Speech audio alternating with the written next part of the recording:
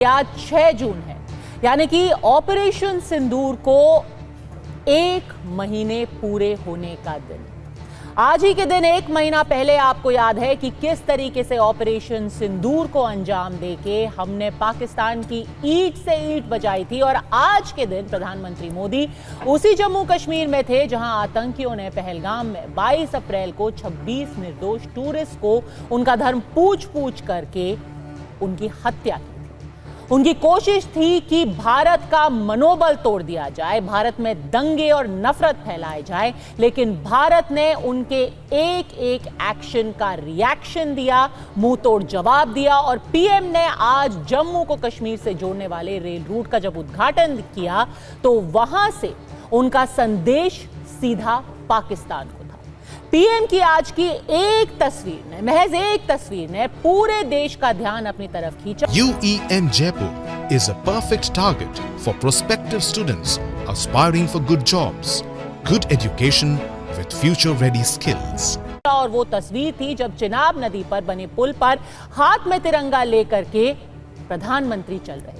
इस तस्वीर के जरिए पीएम ने कई मैसेज दिए। सीज फायर को लेकर देश के अंदर जो सवाल उठा रहे हैं उनको बिना कुछ बोले जवाब दिया।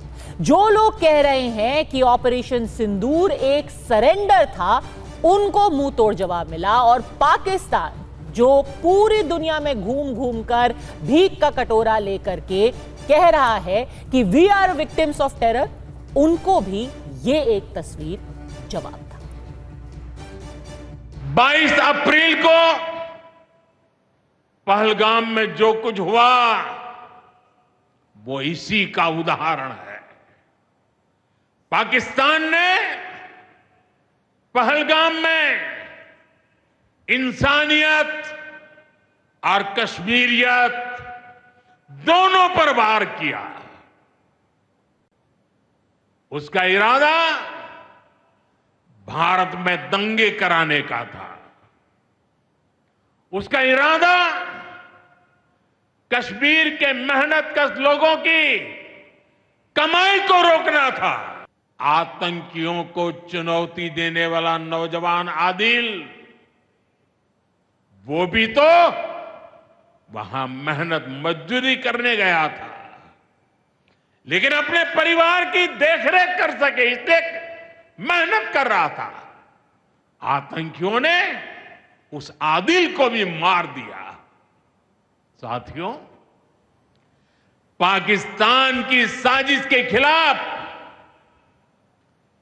जिस प्रकार जम्मू कश्मीर के लोग उठ खड़े हुए हैं, जम्मू कश्मीर के अवाम ने इस बार जो ताकत दिखाई है, ये सिर्फ पाकिस्तान नहीं, दुनिया भर की आतंकवादी मानसिकता को जम्मू कश्मीर के लोगों ने कड़ा संदेश दिया है। आज 6 जून है, याद कीजिए 1 महीने पहले, ठीक 1 महीने पहले 6 मई की वो रात पाकिस्तान के आतंकियों पर कयामत बरसी थी।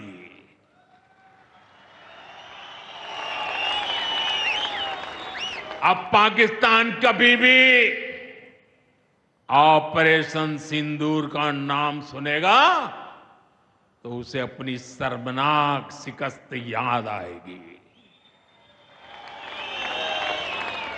पाकिस्तानी फौज और आतंकियों ने कभी सोचा नहीं था कि भारत पाकिस्तान में सैकड़ों किलोमीटर अंदर जाकर के आतंकवादियों पर इस तरह वार करेगा। बरसों की मेहनत से उन्होंने आतंकी जो इमारतें बनाई थी वो कुछ ही मिनटों में खंडहर में बदल गई है।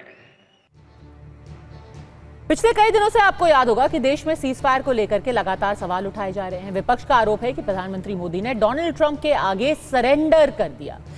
इसी मुद्दे पर कांग्रेस लगातार प्रधानमंत्री पर हमले कर रही है, उन्हें घेर रही है। सरकार के खिलाफ इस अभियान में कांग्रेस दो गुटों में बटी हुई भी दिखाई दे रही है। एक तरफ राहुल गांधी हैं, जयराम रमेश, पवन खेड़ा और उदित राज जैसे नेता हैं, तो दूसरी तरफ उन्हीं के पार्टी के सांसद जैसे शशि थरूर, मनीष तिवारी या फिर जो पहले मंत्री रहे सलमान खुर्शीद, वो पूरी दुनिया में घूम करके इसी सरेंडर के नैरेटिव का जवाब दे रहे हैं। बहरहाल आज प्रधानमंत्री ने जो कुछ जम्मू कश्मीर से बोला, उस सब के बावजूद जितने भी सारे इस सरेंडर वाले नैरेटिव के जवाब अभी तक सरकार ने दिए हैं, उसके बावजूद भी आज फिर से कांग्रेस ने वही इल्जाम दोहराया। उन्होंने कहा कि ऑपरेशन सिंदूर को तो 1 महीना बीता, लेकिन सरेंडर क्यों किया देश ने, प्रधानमंत्री मोदी ने ट्रंप के सामने, उसका जवाब आज तक नहीं मिला। ट्रंप साहब ने 11 बार बोला है, 11 बार, कि मैंने नरेंद्र मोदी को सरेंडर करवा दिया। 11 बार बोला है पब्लिक में। नरेंद्र मोदी जी चू नहीं कर पा रहे हैं। नरेंद्र मोदी ये नहीं बोल पा रहे हैं कि ये जो ट्रंप है ये झूठ बोल रहा है,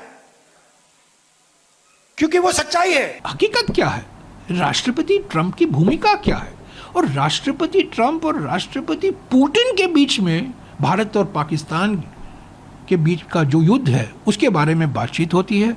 और पुतिन साहब के प्रवक्ता कहते हैं कि इस युद्ध विराम के लिए राष्ट्रपति ट्रंप को श्रेय दे आना चाहिए।